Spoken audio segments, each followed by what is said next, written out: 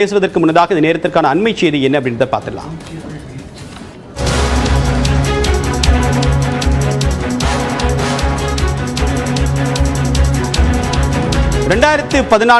முதல் முறையாக பிரதமர் நரேந்திர மோடி பிரதமராக பதவியேற்பு நிகழ்ச்சியில் சார்க் நாடுகளுடைய தலைவர்கள் சிறப்பு விருந்தினராக அழைக்கப்பட்டிருந்தாங்க. இந்த முறை ஏற்பாடுகள் எப்படி நடந்துட்டு இருக்கு அப்படின்றது தொடர்பாக பிரத்யேக விவரங்களோடு புகைப்பட ஆதாரங்களோடு இணைகிறார் சிறப்பு செய்தியாளர் சுசித்ரா. சுசித்ரா, பிரம்மாண்டமாக நடக்குதா இல்லை எளிமையான முறையில் இந்த பதவியேற்பு விழாக்கான ஏற்பாடுகள் நடக்குதா? என்ன திட்டம்? தேவா, பிரதமர் மோடியினுடைய 3வது பதவியேற்பு விழா என்பது தற்பொழுது டெல்லியில் இருக்கும் ஜனாதிபதி மாளிகையில் ஏற்பாடுகளானது செய்யப்பட்டு வருகிறது.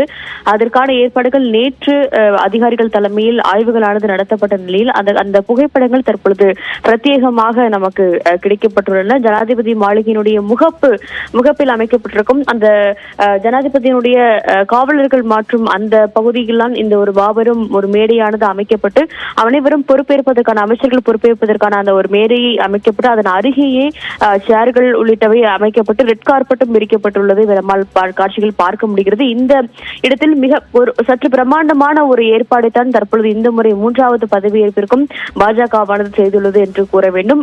ஏற்கனவே கடந்த 2014ஆம் ஆண்டு முதல் முறையாக பிரதமராக நரேந்திர மோடி பதவியேற்ற பொழுது சார்க் நாடுகளுடைய தலைவர்கள் அழைக்கப்பட்டிருந்தார்கள். மொத்தம் 45 எம்பிக்கள், அதாவது 7 பெண்கள் உட்பட 45 பேர் அமைச்சர்களாக அப்பொழுது பொறுப்பேற்றது குறிப்பிட்டது. அதே போல் 2019ஆம் ஆண்டும் பிம்ஸ்டெக் நாடுகளுடைய தலைவர்களும் அது மட்டுமல்லாமல் ஷாங்காய் ஒத்துழைப்பு தலைவரும் இந்த ஒரு பதவியேற்பிற்கு அவர் அழைப்பு விடுக்கப்பட்டிருந்தது. இந்த முறை மிக முக்கியமாக இந்தியாவினுடைய நெய்பர்ஹுட் ஃபர்ஸ்ட் என்ற பாலிசியின் அடிப்படையில் அண்டை நாடுகளான இலங்கை, பங்களாதேஷ், பூட்டான், நேபாள் மற்றும் மொரீஷியஸ் உள்ளிட்ட நாடுகளுக்கு இந்தியாவானது அதிகாரப்பூர்வமான ஒரு அழைப்பை தற்பொழுது விடுக்கப்பட்டுள்ளது. அதன் அடிப்படையில் இலங்கை, பங்களாதேஷ் மற்றும் நேபாள், பூட்டானுடைய தலைவர்கள் பிரதமர் மற்றும் ஜனாதிபதிகள் நேரடியாகவே பங்கேற்க உள்ளதாகவும் உறுதிப்படுத்தியிருக்கிறார்கள். அதற்கான ஏற்பாடுகளும் தற்போது ஜனாதிபதி மாளிகையில் செய்யப்பட்டு வருகிறது.